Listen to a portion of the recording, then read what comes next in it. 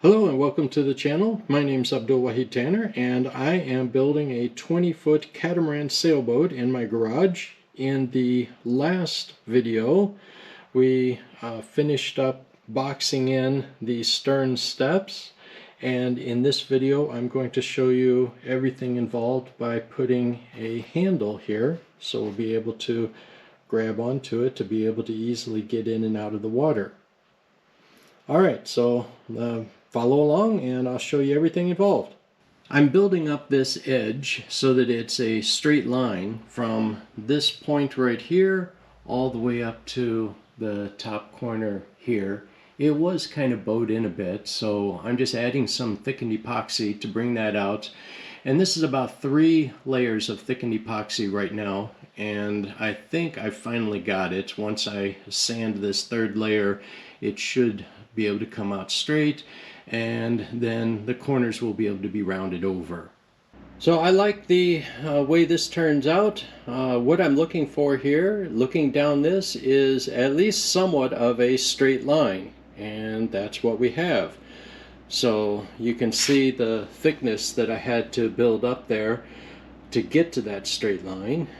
And yeah, so now I think I said I was going to round over the corners earlier. I keep saying that. It's the edges. I'm going to round over the edges next on this, and not just here where I've put the epoxy, but all of the edges. I used a slightly bigger roundover bit, 3/8 of an inch. I've been using a 1/4 inch roundover bit up until now, but I wanted a little bit larger roundover here, and I was able to use the trim router to get almost all these edges, except for places like this. I'll have to use a hand sander to round that over, and like in that corner there, it'll need to be hand sanded.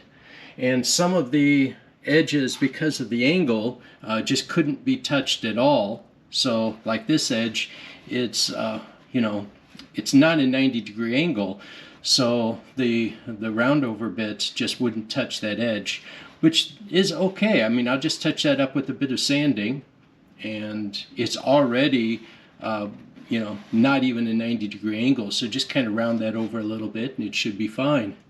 Other than that, everything here is all rounded over, even down here at the bottoms. So yeah, now just touch this up with a little bit of hand sanding where the router could not touch.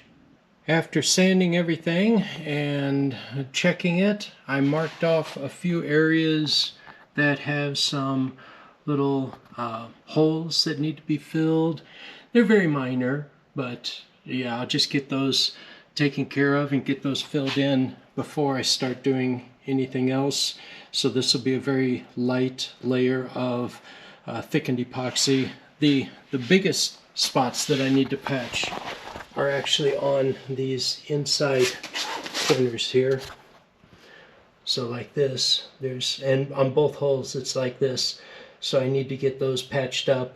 I was planning on getting that patched up once I flip the holes over, but that's going to interfere with putting some fiberglass back here first.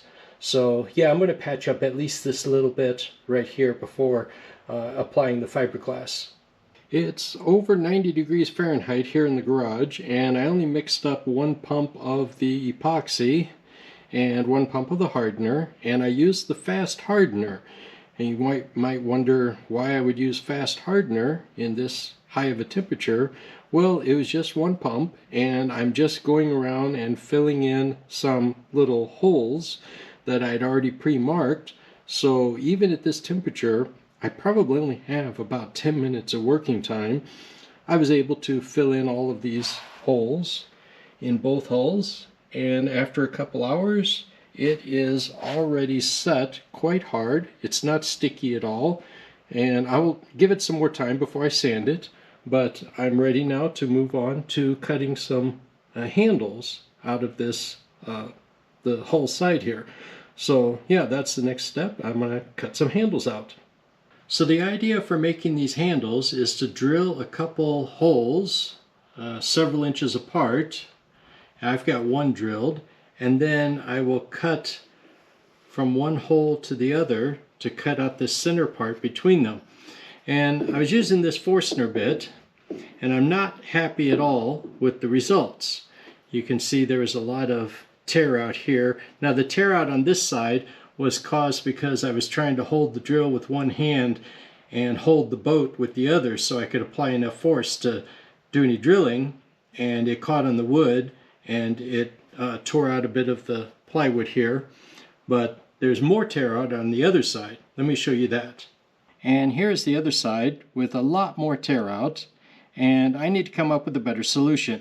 So here's what I'm going to do. The first alternate solution that I tried was my hole saw set, but I don't have a 1 5/8 inch hole saw. Now I could go to the store tomorrow and buy one, but I'm going to see if I can make do with what I have. So here is a adjustable hole saw cutter that I have, and I'm hoping it's going to do the job, but it has two independent blades on the side that cut the holes, and these can be adjusted independently. So the trick here is to get them centered around the drill bit. So what I did was I took a scrap piece of wood and I used the Forstner bit that I have to cut a hole in here. Well, actually first I drilled a test hole with, let's see, where did I, no, here's where I drilled the test hole. I drilled the test hole in here with just this bit to see how big this hole would cut. And I did that because, well, I'm not really sure the size of this. I measured it with my calipers, but that doesn't work because this is not a very high quality drill bit, and the dimensions are very difficult to measure with the calipers. So the best way to do that is to actually drill a hole and see what drill bit fits. So I found a drill bit that fits in here around 5/16 of an inch. So what I then did is I used the Forstner bit to cut a sample in here, not very deep, but just enough to where I can get the edges. And then I needed to drill this center. Now drilling the center with a normal drill bit like this is not going to center around that hole that the Forstner bit started. So luckily I have one of these drill bits. This is actually a drill bit for cutting through plastic. So it has a nice tapered edge, and I was able to use that to finish drilling this hole out so that will go all the way through. And once that hole was in, I was then able to sit this in here and adjust these blades independently so they each came to the side of where the Forstner bit was cutting. So I'm going to plug this into my drill and test it on this scrap piece of wood here and see how it works. Well, I cut a little bit more into this sample piece of cedar here, and it seems to be cutting okay. If we compare this with the original size of the Forstner bit, it might be a slightly bigger hole, ever so slightly, but that will work just fine, I think. So I'm going to try this adjustable hole cutter on the boat and see if I can cut the remaining holes in the side of the boat. I have to say that I don't think I really like this hole cutter. The blades on the side do a decent job of cutting at the tips, but once they start going in quite far, the cutting surface is only on the outside. The inside surface kind of tapers a little bit thicker as it goes in further, and it tends to just cut its way through with friction. So the hole ends up almost burning its way through. So I'm going to use a chisel and try to cut away some of this inside plug and see if that makes it better. Well, this hole is drilled through, and I would have to say it's slightly better than the one I drilled with the Forstner bit. And you can really see here the plug, how it wants to just burn its way through the inside plug.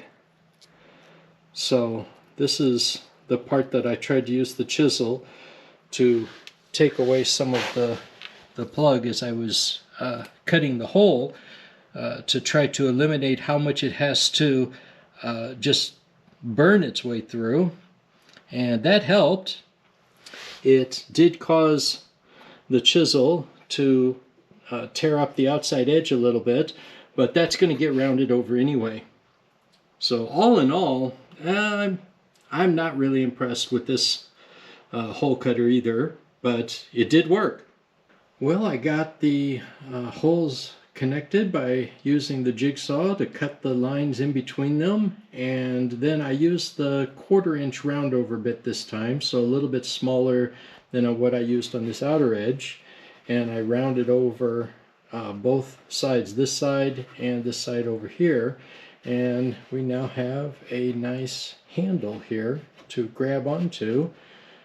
So I think that, even if you're wearing maybe some type of glove or anything like that, your hand should be able to easily fit through there. So yeah, that's the whole idea, and both sides are done. So it's time now for just a little bit of touch-up, sanding. But I think I'm going to end the video here. This is a nice progress to show, and yeah, so I'll show you what's the latest progress by posting this video. All right, bye.